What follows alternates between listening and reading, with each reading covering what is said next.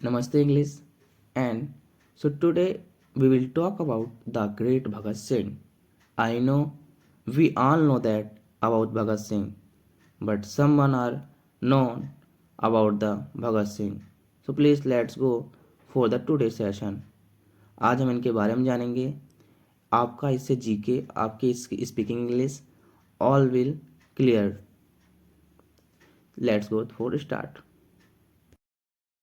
तो दोस्तों मैं आपको हिंदी मीनिंग भी बताता जाऊंगा. जिस जिस चीज़ की हिंदी मीनिंग आपको नहीं पता होगी, मुझे ऐसा लगा कि इसकी मीनिंग बताना चाहिए, तो मैं बताता जाऊंगा. आप उसको नोट डाउन कर लेना, वो आपकी वोकैबुलरी के तौर पर काम आएगी. Bhagat Singh was one of the most prominent and renowned freedom fighter of India. दोस्तों प्रोमिनेंट यानी होता है प्रमुख, एंड रिनोवेंट यानी होता है प्रसिद्ध.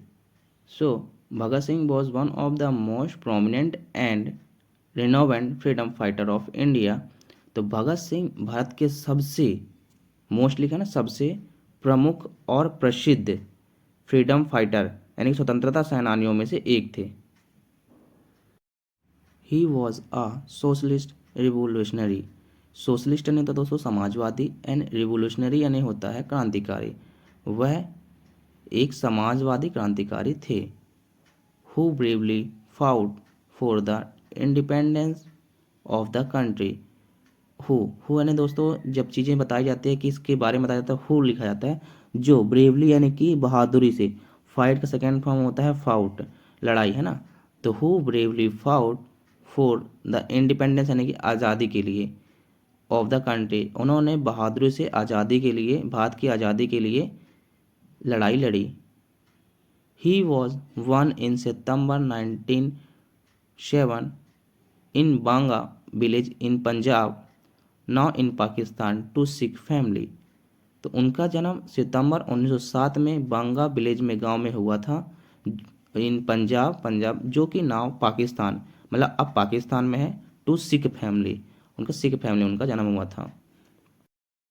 भगत Singh was a hero of the earlier 20th century India independence movement.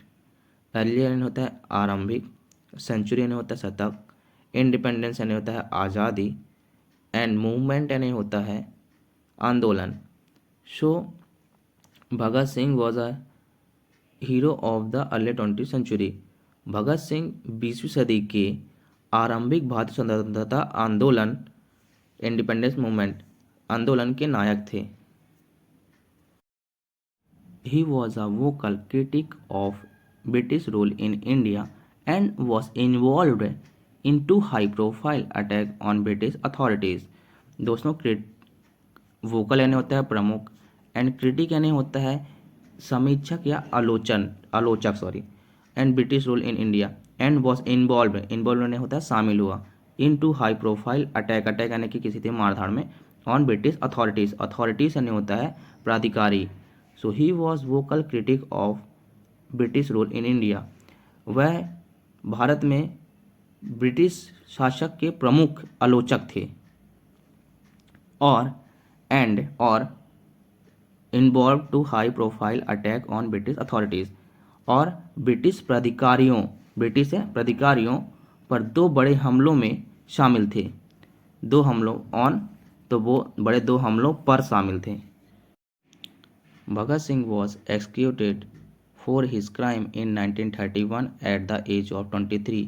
दोस्तों एक्सक्यूटेड की मीनिंग कई होती हैं. ऐसे यहाँ पे निकल रही है फांसी देना, और एक्सक्यूटेड की एक मीनिंग और होती है निष्पादित करना. ठीक है, तो Bhagat Singh was executed for his crime यानी होता है अपराध, in 1931 at the age of 23. Bhagat Singh को 1931 23 साल की उम्र में उनके क्राइम के लिए, फॉर हिज क्राइम उनके अपराध के लिए उनको फांसी दे दी गई, एक्सक्यूटेड ने फांसी दे दी गई. ठीक है. He was hanged in Lahore jail and was very happy. He was hanged, वह उनको लाहौर जेल में फांसी दी गई, एंड वॉज वेरी हैप्पी. दोस्तों मैं बोल नहीं पा रहा हूँ, मुझे बहुत ज़्यादा दिक्कत हो रही, रोना आ रहा है. वॉज वेरी हैप्पी, उस समय वो बहुत खुश थे.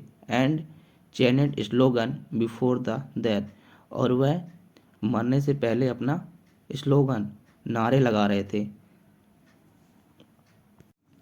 ओके दोस्तों, thank you for watching this video. मैंने और भी पैराग्राफ जोड़े थे आपको बताने के लिए, लेकिन नेक्स्ट वीडियो में बताऊँगा। मैं इससे आगे नहीं हो पा रहा है मेरे से, that's why sorry. Have a good day, ciao. Please subscribe this channel before going on outside, please, thank you. Please subscribe this channel. Have a good day.